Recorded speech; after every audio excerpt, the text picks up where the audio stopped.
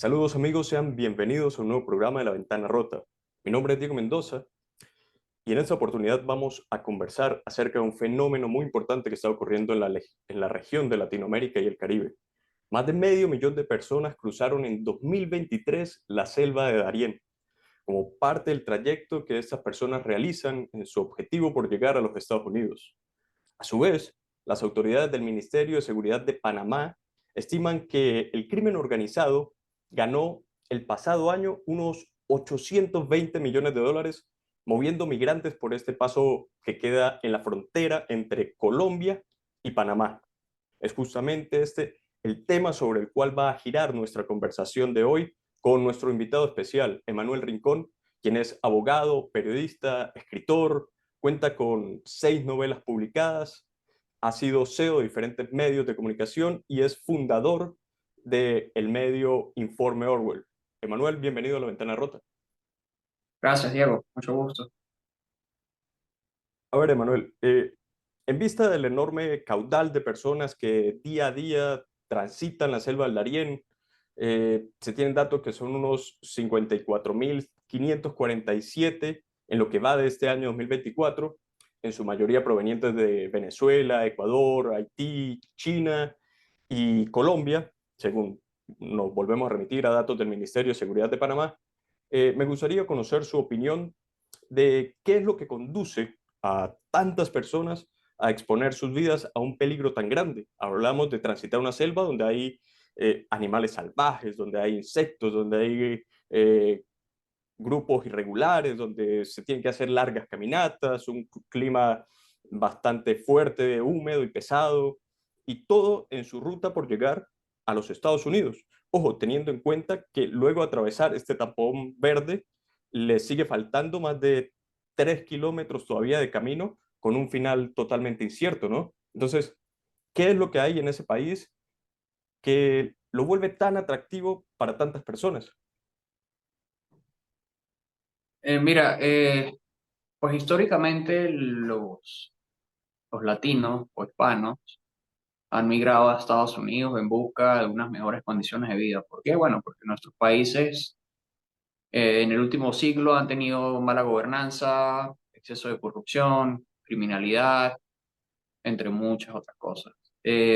Estados Unidos históricamente fue un país en el que las personas que querían salir adelante y como decir, ganarse la vida honradamente, podían hacerlo. O sea, podías venir a Estados Unidos y trabajar y, digamos, en muy poco tiempo establecerte, alquilar un apartamento, comprarte un vehículo y tener una calidad de vida muy superior a la que tienes en los países de América Latina.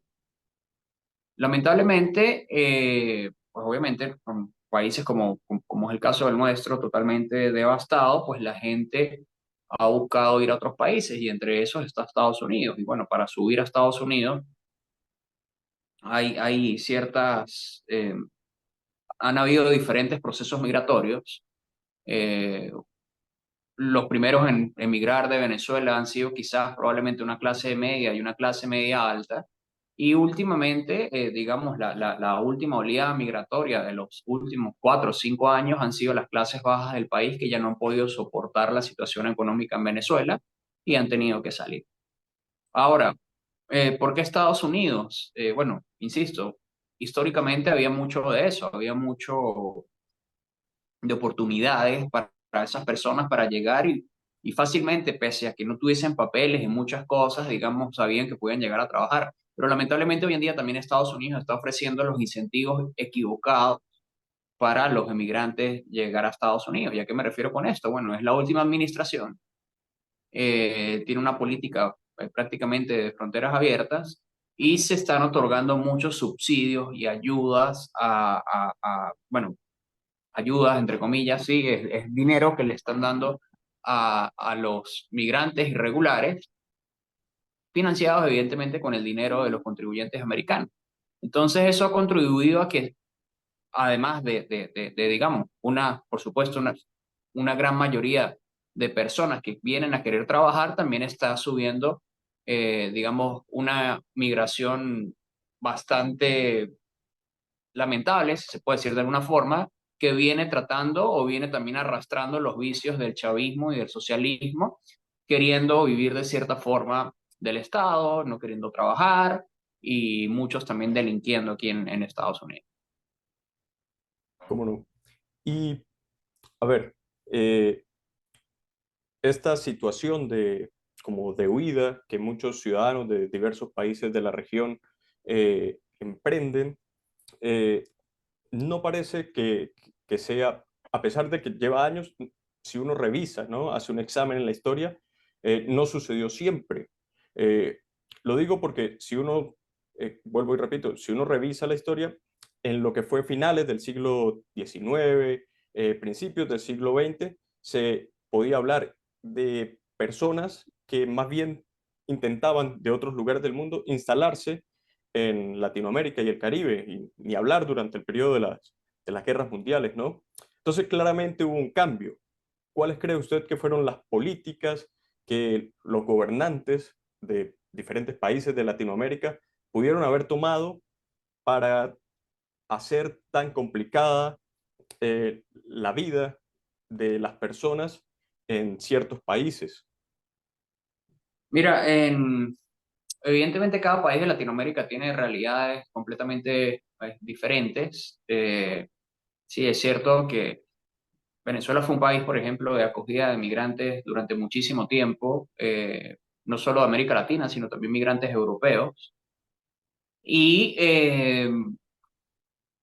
pero Venezuela poco a poco fue, digamos, en el caso particular de Venezuela, fue sucumbiendo a la trampa del estatismo y el socialismo. Y esto empezó evidentemente mucho antes del chavismo, es decir, desde los años 70 con la socialdemocracia, los gobernantes venezolanos empezaron a tratar de dar a entender que una forma de vida o una forma de manejar la economía era repartiendo los ingresos del petróleo. Pero el caso venezolano es un caso muy particular porque no todos los países cuentan con una industria petrolera como la que contó Venezuela en algún momento, que le permitió tener un superávit de riqueza impresionante y que evidentemente facilitaba el populismo de parte del gobierno de sencillamente mantenerse en el poder regalando dinero, por decirlo de alguna forma. El tema es que cuando llega el chavismo en el año 98, pues esto se radicalizó por completo. Es decir, lo que era sencillamente unas políticas socialdemócratas, pseudosocialistas de parte de Acción Democrática y COPEI, se transformó en un socialismo radical, expropiando bienes, metiéndose contra la empresa privada, con controles de precios, con controles de divisas. Es como esa, vamos a decirlo de alguna forma, un socialismo vegano contra un socialismo carnívoro que te destruye por completo. Hoy, o mejor dicho, lo que había en Venezuela en ese entonces era un socialismo muy similar quizás al que podemos ver hoy en día en España con el Partido Socialista Español, que evidentemente a largo plazo tendrá sus consecuencias, pero durante el momento te permite sostener ciertas estructuras económicas. Venezuela, después de la llegada del chavismo, ha sido pues la radicalización completa, siguiendo los pasos de Cuba y evidentemente pues todo desemboca en la catástrofe nacional que ha hecho que el 25% de los venezolanos migren del país. En el resto de América Latina la situación es hoy en día muy similar porque tras la llegada de Chávez, Chávez contó con un barril de petróleo por encima de los $100 que le permitió manejar unos recursos que pocos gobernantes en el mundo tenían a su disposición. Y con eso, pues, financió la llegada al poder de sus aliados ideológicos como Rafael Correa, Lula da Silva, Evo Morales, los Kirchner en Argentina. Y básicamente, vamos a decir, un continente que tenía, vamos a decir, un mix de gobiernos de centro, centro izquierda y centro derecha, si se puede decir de alguna forma, terminó convertido en un continente totalmente tirado a la izquierda, esta izquierda rancia y como ellos mismos se denominan antiimperialista, contraria al capitalismo y al libre mercado. Eh, Eso ha hecho que evidentemente, pues 20, 30 años después, la migración se haya hecho masiva en varios países de la región. Aunque bueno, insisto, es digamos, cada país tiene sus características particulares. Por ejemplo, en Colombia, más que el socialismo, lo que ha ocasionado una migración masiva ha sido el terrorismo por parte de guerrillas marxistas, que viene siendo parte de lo mismo, ¿no? Grupos de izquierda irregulares atormentando a la población, pero de cierta forma no han sido por las medidas gubernamentales desde la izquierda, sino por el saboteo, si se puede decir de alguna forma, de estos grupos contra el Estado en Colombia. Entonces, son dinámicas, digamos, un poco distintas, pero los sospechosos habituales son los que han llevado adelante este empeoramiento de las condiciones de vida en nuestra región.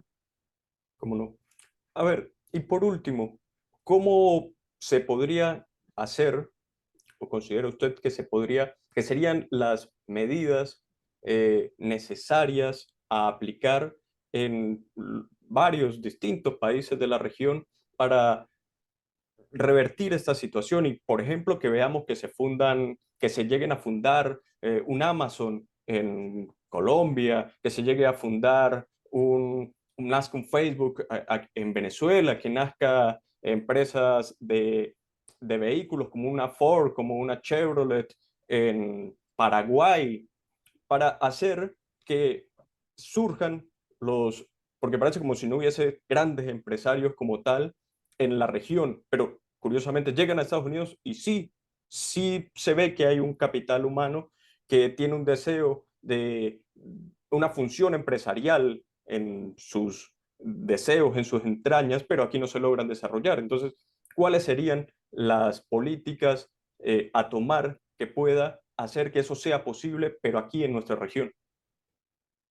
Mira, más que un cambio de política, se requiere un cambio absoluto y disruptivo del sistema, de los estados, que también va a repercutir en las culturas de nuestras naciones, porque no es suficiente con que, por ejemplo, ahorita llegó al poder Milei en Argentina, que busca imponer de cierta forma las medidas adecuadas para que todo eso que tú propones se pueda llegar a ver en un futuro. El problema es que nuestros países tienen, ¿cómo decir?, instituciones y estructuras muy débiles que tienden, con ciudadanos que tienden a votar a la izquierda bueno, por diferentes razones. Y a largo plazo, digamos, cuando un gran empresario quiere invertir en un país, o digamos, las grandes empresas no se producen de un día para otro, no es que tú un día vas a tener una idea y en un año ya vas a ser rico y producir carros eléctricos o lo que sea, eso todo lleva a un proceso de capital, de estructura, de crecimiento, etcétera. Y para que eso pueda empezar a darse en la región adecuadamente, necesitas un marco jurídico y de protección a la propiedad privada que sea impecable y que no tenga sospechas de que mañana va a haber un cambio de gobierno y te van a expropiar o te van a subir arbitrariamente los impuestos, te van a elevar las tasas arancelarias. Es decir, hay un montón de temas que deben corregirse antes de que esos fenómenos puedan darse y no es un tema que sencillamente pasa por un cambio de gobierno. Insisto, lo que hace mi ley en Argentina es lo correcto, lo que debería hacerse, pero para que inversionistas grandes puedan ir a la Argentina y invertir y empezar a crear grandes empresas desde nuestros países, ellos necesitan tener las certezas de que el país va a tener cierta estabilidad económica, cierta estabilidad democrática, que la justicia no es parcializada y que sus propiedades van a estar bien protegidos. Esto, insisto, es algo que requiere tiempo, son, digamos, un poco misiones a largo plazo. Y sin duda hay cosas importantes que se pueden hacer. Fíjate, en Argentina, pese a todos los obstáculos, pese a todas las trabas tributarias, pese a toda la corrupción, en Argentina nació Mercado Libre, que es una de las empresas más importantes de la región, que de hecho está capitalizada en Wall Street, es una empresa millonaria creada por un argentino y que pese a todos estos obstáculos logró sacar ese emprendimiento adelante y hoy en día es algo muy exitoso. Ese es solamente un caso. pero sin duda hay muchas más cosas que pudiesen replicarse en un ambiente más sano y más próspero para que las economías crezcan. Pero hasta que no hayan cambios profundos y radicales en cuanto al Estado de Derecho, en cuanto a los sistemas políticos, y, cuando no y que exista mayor estabilidad política en nuestras naciones, pues eso va a ser realmente una misión imposible, porque los empresarios van a preferir invertir en países que les ofrezcan mayores garantías y el talento humano de nuestras naciones va a seguir migrando hacia países que le permitan poder, vamos a decir, crecer profesionalmente, porque evidentemente en nuestros países es una misión imposible si no eres una parte cercana al régimen. Lamentablemente en nuestros países la gente que tiende a enriquecerse es las personas que están haciendo negocios con el gobierno y no es, digamos, la forma más adecuada. Cómo no, totalmente de acuerdo. Emanuel, muchas gracias por su tiempo y por sus opiniones. Espero que en otra oportunidad podamos volver a encontrarnos aquí. Gracias, Diego. Salud. Bueno, a ustedes que nos están viendo, que nos están escuchando, recuerden seguir a La Ventana Rota. Será hasta una próxima oportunidad.